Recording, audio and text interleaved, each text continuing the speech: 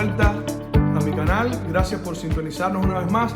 Y en esta semana vamos a tratar, como prometimos, el capítulo 7 del libro de Daniel, uno de los capítulos más impresionantes de este libro, uno de los capítulos más impresionantes de la Biblia y uno de los capítulos más importantes para nuestra vida personal, porque las cosas que son dichas aquí en este libro son cosas que van directamente a nuestra vida y a la necesidad más profunda de nuestro corazón. Así que, sin más, vamos a comenzar esta lección que se llama Del mar tormentoso a las nubes de los cielos. Y vamos a leer el versículo de memoria que está en el capítulo 7, versículo 27, y dice allí: y que el reino y el dominio y la majestad de los reinos debajo de todo el cielo sea dado al pueblo de los santos del Altísimo, cuyo reino es reino eterno, y todos los dominios le servirán y le obedecerán. Mi pregunta es, si Dios le dio a Adán la potestad sobre este mundo, porque cuando Dios creó este mundo, la Biblia dice que Dios le dio señorío a Adán para que reinase en este mundo, para que señorease sobre las bestias del campo. Entonces, ¿por qué ahora encontramos a estas bestias saliendo del mar tormentoso? Un mar que describe Daniel como que está revuelto porque los cuatro vientos del cielo combaten en la gran mar. ¿Qué significa todo esto? Todo parece indicar que es un paralelo con la creación, y la descripción de la profecía está haciendo alusión al hecho de que los hombres perdieron el dominio de este mundo, y un poder superior, en este caso el diablo, gobierna sobre este mundo y gobierna sobre los reinos de este mundo. Entonces, estos reinos ahora gobernados por el diablo están saliendo de las aguas. Fíjense que es un paralelo con la creación, donde dice que las aguas estaban sobre el abismo y la tierra estaba desordenada y vacía. Sobre este desorden que producen los vientos en las aguas, que representa nada más y nada menos que los conflictos de estas naciones, porque la Biblia dice que las aguas representan los pueblos, muchedumbres, naciones, y los vientos representan los conflictos, las luchas que habían entre estas naciones, y producto de estas luchas salieron estos reinos uno detrás de los otros. Y fíjense, han habido muchos imperios en el mundo, pero la Biblia solamente describe en esta profecía la sucesión de estos imperios, porque son los imperios que tuvieron que ver directamente con el pueblo de Dios. Estos imperios salieron de estas luchas, de estas contiendas, y sometieron al pueblo de Dios, que era quien estaba supuesto a tener el reino de este mundo. Ahora, vemos que cuando Jesús estaba en este mundo, el diablo lo tomó en la tentación y lo puso en el pináculo del templo y le dijo: todo esto te daré si postrado me adorares, hablando de los reinos del mundo. Y dice, y él le mostró los reinos del mundo y le dijo: todo esto te daré si postrado me adorares, porque a mí me ha sido dado y a quien quiero lo doy. ¿Cómo fue que este reino, el reino de este mundo, pasó de las manos de Adán a las manos de Lucifer? La Biblia dice: aquel que es vencido, el capítulo 2 de segunda de Pedro, versículo 19, dice: aquel que es vencido es hecho esclavo del que lo venció. Una vez más vemos el paralelo aquí. Cuando estos gobiernos, cuando estos imperios vencían sobre otros poderes, tomaban a las personas y los hacían cautivos, los vendían y hacían de ellos lo que querían. Esto es básicamente lo que está diciendo que pasó, cómo estos gobiernos ahora someten al pueblo de Dios, porque el diablo una vez venció sobre este mundo. Adán perdió el gobierno y el reino de este mundo, y entonces llegó a ser un esclavo del diablo. Entonces, ahora el diablo le dice: todo esto te daré si postrado me adorares, porque era verdad que a él le había sido dado, y decía: a quien quiero lo doy. Pero vemos a Jesús en el Salmo 110. David dice: dijo el Señor a mi Señor: siéntate a mi diestra hasta que ponga a tus enemigos por estrado de tus pies. Cuando vamos al capítulo 2 de Hechos, Pedro está describiendo este mismo versículo y lo está explicando. Entonces, cuando lo explica, dice que este versículo aplica a la ascensión de Cristo. Quiere decir, miren, vamos a leer en el capítulo 2 del libro de la carta de los Hechos, del libro de los Hechos. Y dice: varones hermanos, se os puede decir libremente del patriarca David, que murió y fue sepultado, y su sepulcro está con nosotros hasta hoy. Pero siendo profeta y sabiendo que con juramento Dios le había dicho que de su descendencia en cuanto a la carne levantaría al Cristo para que se sentase en su trono. Y dice: a este Jesús resucitó Dios, de lo cual todos nosotros somos testigos. Así que, exaltado por la diestra de Dios y habiendo recibido del Padre la promesa del Espíritu Santo, ha derramado esto que vosotros veis. Porque David no subió a los cielos, pero David mismo dijo el Señor a mi Señor: siéntate a mi diestra hasta que ponga a tus enemigos por estrado de tus pies. Hasta que ponga a tus enemigos. Dice: sepa pues ciertísimamente toda la casa de Israel que a este Jesús, a quien vosotros crucificasteis, Dios le ha hecho Señor y Cristo. Y por eso es que vemos en el capítulo 7, versículo 14, en el 18, como dice que el propósito de todo lo que está pasando mientras estos reinos gobiernan, el propósito de todo lo que está haciendo Dios es nada más y nada menos que recibir el reino y regresar a este mundo por segunda vez. Fíjense, el capítulo 2, de lo cual esta profecía es un paralelo, dice: en los días de estos reyes, el Dios del cielo levantará un reino que no será dado a otro pueblo, sino que será un reino eterno. Entonces, el ángel le explica a Daniel, porque Daniel quiere saber qué es lo que pasó. Estas 4 bestias son 4 reinos que se levantarán en la tierra, y luego el reino será dado a los santos del Altísimo. Ahora vemos 4 bestias. La primera es un león, tiene alas. La segunda es un oso que tiene 3 costillas en su boca y está más levantado de un hombro. La tercera es un leopardo que tiene 4 cabezas y 4 alas. La cuarta es una bestia espantosa y terrible, diferente a las demás, que de ella salen 10 cuernos, y entre esos 10 cuernos sale uno que dice que derriba a 3 de los 10 cuernos que tiene su cabeza. Y este cuerno dice que hace guerra contra los santos, persigue a los santos, intenta cambiar los tiempos y la ley, y además dice por qué tiempo es que este reino va a gobernar. Describe que su obra va a ser hecha en un periodo, describe ahí como tiempos y la mitad de un tiempo. Ahora, ¿qué significa tiempos y la mitad de un tiempo? Eso lo vamos a ver en un momento. Recuerden, tiempos y la mitad de un tiempo.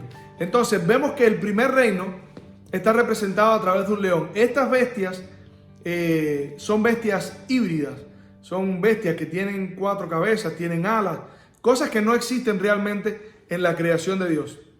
Pero a través de estos símbolos Dios aumenta la imagen para que nosotros podamos ver más detalles de los que se dieron en la profecía del capítulo 2. Quiere decir, estas 2 profecías son paralelas. La cabeza de oro es equivalente al león, el pecho y los brazos de plata es equivalente al oso con las 3 costillas, el bronce es equivalente al leopardo que tiene 4 cabezas y 4 alas, y el hierro es equivalente a la bestia espantosa y terrible que tiene dientes de hierro y uñas de bronce. Entonces, vemos aquí que el león es un símbolo adecuado para Babilonia, porque Babilonia, la Biblia dice en otros lugares que es un león que devoró a mi pueblo. Dice, el asirio devoró a mi pueblo, y ahora Nabucodonosor también es un león que devora a mi pueblo. O sea, la ilustración está sencilla. Las alas representan la velocidad de conquista del imperio. Ahora podemos ver la segunda bestia en el versículo 5. Encontramos a la otra bestia, que es un oso que tiene 3 costillas. Esas 3 costillas representan los 3 reinos que los medos y los persas tuvieron que someter para poder llegar a ser un imperio. Libia, Egipto y Babilonia, de quien estamos hablando, que fue un reino que pasó. Después de eso entonces viene el leopardo, que tiene 4 cabezas. Las 4 cabezas vamos a ver después en el capítulo 8, que representa la división del imperio griego después que murió el rey Alejandro Magno. Y las alas, la velocidad de conquista, porque Alejandro Magno conquistó prácticamente el mundo conocido solamente con 30 años. Entonces, después de esto, aparece una bestia espantosa y terrible que tiene, miren lo que dice, He aquí, después de esto miraba yo en las visiones y vi una bestia espantosa y terrible en gran manera, fuerte, la cual tenía unos dientes grandes de hierro, devoraba y desmenuzaba y las sobras hollaba con sus pies, y era muy diferente de todas las bestias. Entonces, mientras yo contemplaba los cuernos, y ahora viene una cosa interesante, esta bestia tiene 10 cuernos, que son el paralelo con los 10 dedos de los pies del capítulo 2. Pero mientras Daniel ve estos 10 cuernos, él ve que hay un cuerno pequeño que es realmente el centro de la atención de Daniel. Porque cuando vemos la explicación, Daniel le dice, ¿qué significa esto? Y el ángel dice, estas 4 bestias son 4 reyes que se levantarán en la tierra. Después de esto, recibirán el reino los santos del Altísimo y poseerán el reino hasta el siglo, eternamente y para siempre. Entonces, él ve que después del cuerno pequeño sucede algo interesante. Miren, dice, miraba, yo contemplaba los cuernos y he aquí otro cuerno pequeño, salía entre ellos y delante de él fueron arrancados 3 cuernos de los primeros y he aquí este cuerno tenía ojos como de hombre y una boca que hablaba grandes cosas. Ahora, después de este cuerno, Daniel ve una escena que es la escena cuando Dios entra en sesión en el juicio y la describe de esta manera. Estuve mirando hasta que fueron puestos tronos y se sentó un anciano de días, que representa a Dios el Padre, cuyo vestido era blanco como la nieve y el pelo de su cabeza como lana limpia, su trono llama de fuego y las ruedas el mismo fuego ardiente. Un río de fuego procedía y salía delante de él, millares de millares le servían y millones de millones asistían delante de él. El juez se sentó y los libros fueron abiertos. Yo estaba mirando a causa del sonido de las grandes palabras que hablaba el cuerno. Miraba yo hasta que mataron a la bestia y su cuerpo fue destrozado y entregado para ser quemado en el fuego. Este poder de la cuarta bestia y el cuerno pequeño no se describe. Y yo creo que no se describieron intencionalmente. Porque si Dios hubiese mencionado estos poderes por nombre, es muy probable que ese poder hubiese hecho mucha más guerra contra los santos del Altísimo. Entonces, ¿a quién representa este poder? ¿Cómo interpretamos las profecías? Las profecías las interpretamos comparándolas con la historia. Entonces, aquí tenemos la sucesión de los reinos que se mencionan por nombre, pero ¿quién sucedió entonces a los griegos? La Biblia no lo menciona, pero la historia dice que después de los griegos vinieron los romanos. Y este imperio sometió al pueblo de Dios. De hecho, cuando Cristo vino, dice que en tiempos de Tiberio César fue cuando Jesús fue bautizado. O sea, sabemos esto porque la misma profecía, la misma Biblia lo explica, que en tiempos de Jesús estaba el imperio romano. Ahora, tenemos que encontrar en la historia, para poder descubrir quién es el cuerno pequeño, tenemos que encontrar en la historia un poder que tenga las características que tiene este cuerno. Miren, dice que este cuerno sale de en medio de los 10 que hay en la cabeza de la cuarta bestia, derriba a 3 de ellos, hace guerra contra los santos, intenta cambiar los tiempos y la ley, y dice que por tiempos y la mitad de un tiempo, como habíamos mencionado anteriormente, es el tiempo que durará su gobierno. Ahora, ¿qué significa tiempos y la mitad de un tiempo? Apocalipsis, cuando vamos a Apocalipsis, dice que la obra de la bestia, la obra que está descrita, la misma obra en los capítulos 11, 12 y 13, este periodo sería un periodo de tiempos y medio tiempo, que es el equivalente a 3 años y medio. 3 años y medio en profecía, un día es equivalente a un año. Por eso es que en el capítulo 11, en el capítulo 12, dice que también esta bestia haría guerra por 42 meses y por 1260 días. Quiere decir, tiempos y medio tiempo, son 3 años y medio, que es el equivalente a 42 meses, que es el equivalente a 1260 días. Esto es lo que explica el capítulo 11, 12 y 13 de Apocalipsis. Ahora, si aplicamos lo que dice la profecía, que un día es equivalente a un año, día por año te lo he dado, dice la profecía, tenemos que encontrar un poder que salió de Roma, que destruyó a 3 de estos 10 reyes Y a partir de que destruye a estos 3 reyes, gobierna por 1260 años. ¿Será que existe ese poder? Un poder que además cambia las escrituras, un poder que además persigue a los santos del Altísimo. La historia dice que después de Roma hubieron 3 de esos 10 poderes que se oponían a lo que el cristianismo había llegado a ser.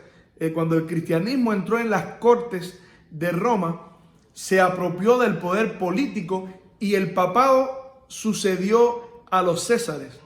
Pero habían 3 gobiernos que eran arrianos, básicamente se oponían a lo que, o sea, eran cristianos también, pero tenían otras creencias y se oponían al papado. Y estos eran los vándalos, los érulos y los ostrogodos. Sin embargo, en el año 538, el papado con sus ejércitos logró dominar y controlar y someter a los últimos que habían quedado, porque ya había sometido a los vándalos y a los érulos. Y en el año 538, en febrero del año 538, el papado logró someter a los ostrogodos. Ahora, si contamos a partir de ahí 1260 años, nos tiene que dar una fecha importante, una fecha que en la historia tiene que haber sucedido algo que termine la supremacía y este poder. Y cuando usted cuenta del año 538, cuando fueron sometidos los ostrogodos, hasta el año 1798, justo en febrero del año 1798, el general Berthier entró en Roma, tomó preso al Papa Pío VI y le quitó sus poderes pontificios. Quiere decir, perdió el poder político y entonces se acabó el tiempo de la supremacía papal. Por 1260 años, este poder religioso quitaba y ponía reyes. Por 1260 años, los que estudiaban las escrituras, vemos la historia de lo que pasó con los reformadores, cómo el papado persiguió, cómo el papado quemó, cómo torturaron los mártires de los que la Biblia habla. Dice, la describe como a la mujer ebria de la sangre de los santos y de la sangre de los mártires de Jesús. Por 1260 años, este poder cambió las escrituras y sometió al pueblo de Dios. Sin embargo, la profecía decía que 1260 años después, este poder iba a ser sometido y entonces iba a comenzar un proceso de juicio que va a hacer que sea posible que los santos del Altísimo puedan recibir el reino.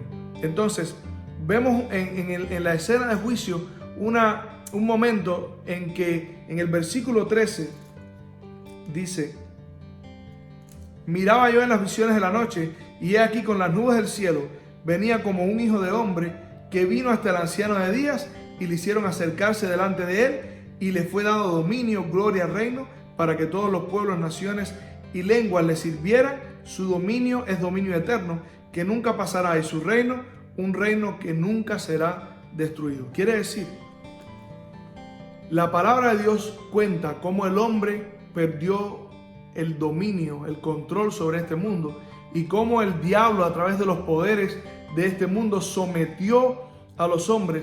Pero también cuenta cómo Cristo, el Hijo del Hombre, viene en las nubes de los cielos a interceder delante de Dios por medio de su sangre.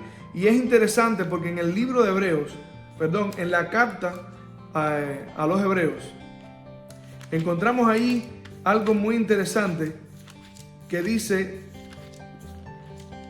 capítulo 2,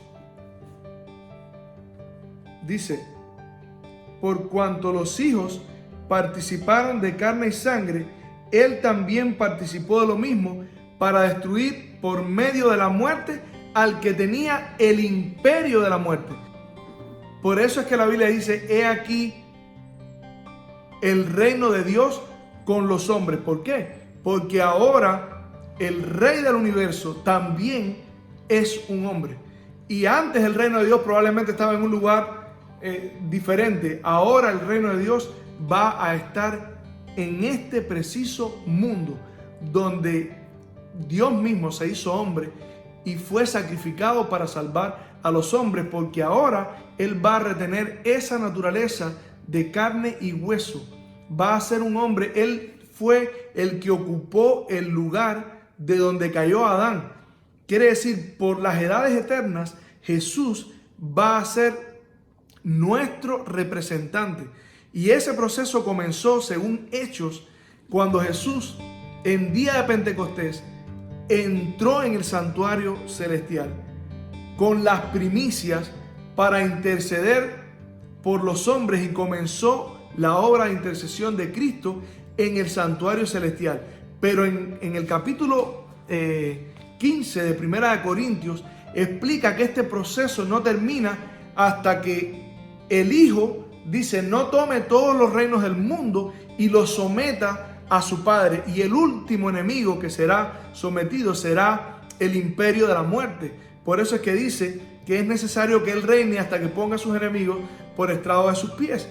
Y es cuando dice la profecía: ¿dónde está, oh muerte, tu aguijón? ¿Dónde, oh sepulcro, tu victoria? Quiere decir, toda esta profecía describe lo que Dios está haciendo para restaurar a su pueblo, para restaurar a sus hijos.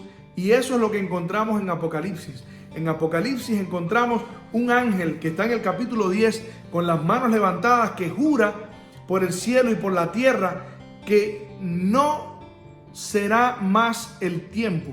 Ese ángel es una ilustración tomada del capítulo 12 del libro de Daniel, donde dice que el ángel jura que sería por tiempo, tiempos y la mitad del tiempo. Y dice: cuando se acabe la dispersión del pueblo santo, la persecución del pueblo santo, quiere decir, la persecución del pueblo santo iba a acabar después del periodo profético de 1260 días. Y entonces, después de eso, dice, Juan va a escribir el sonido de los 7 truenos y le dice: no escribas eso. Hay cosas que son secretas. Las cosas reveladas son para los hombres, las cosas secretas pertenecen a Dios. Escucha, presta atención a las que son reveladas. Cuando suene la trompeta del séptimo ángel, entonces Dios cumplirá su palabra que prometió a través de sus siervos los profetas. Se realizará el misterio que Dios prometió a través de sus siervos los profetas. Y cuando vamos al capítulo 11, encontramos ahí entonces que lo que dice el ángel es exactamente lo que dice el capítulo 7 de Daniel, los versículos 14, 18 y 27, 22 y 27, donde dice que los reinos del mundo han llegado a ser de Cristo y de sus siervos. Eso es lo que Dios está haciendo. Eso es lo que significa esta profecía. Eso es lo que dice la palabra de Dios, que muy pronto va a suceder cuando Cristo regrese por segunda vez. Querido amigo, esta profecía está impresionante. Hay muchas cosas que podemos tratar, pero no hay el tiempo para hacerlo. Estúdiala, toma una Biblia, ábrela en el capítulo 7 del libro de Daniel y comienza a estudiarla, y verás cómo Dios ha prometido que el dolor, el mal y el sufrimiento muy pronto van a acabar en este mundo. Jesús está muy pronto a regresar.